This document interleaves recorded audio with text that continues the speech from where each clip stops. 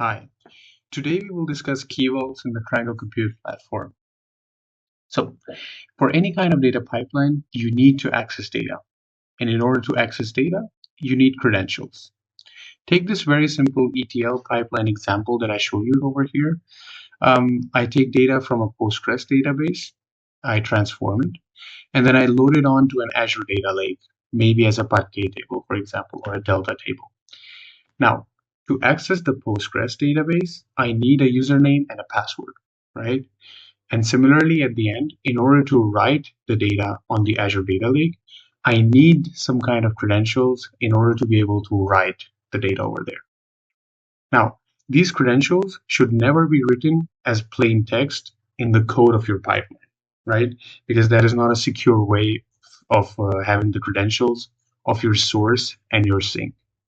Instead, you should opt for using a secure key vault, which would store all of your credentials for you, and then at runtime, retrieve those credentials from the key vault.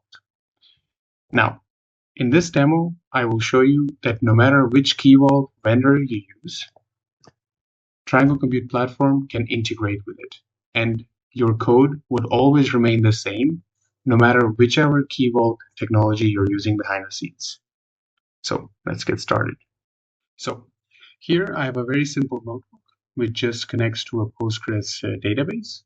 And as you can see, my password here is written in plain text. Obviously, this is not ideal.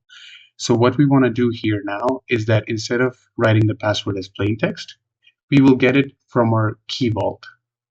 So I go to settings, and then I will go to key vaults, and I will add a new key vault.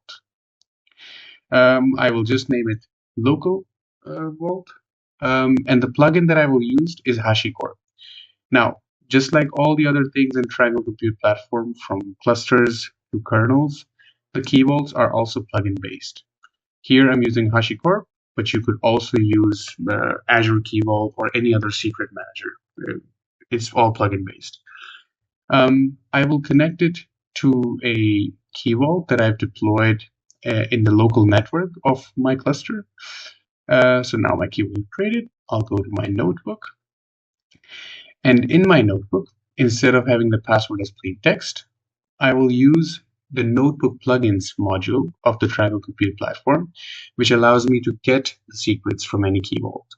So here, local vault is the name of the key vault that I chose in the previous step, and the key is the actual key within the vault.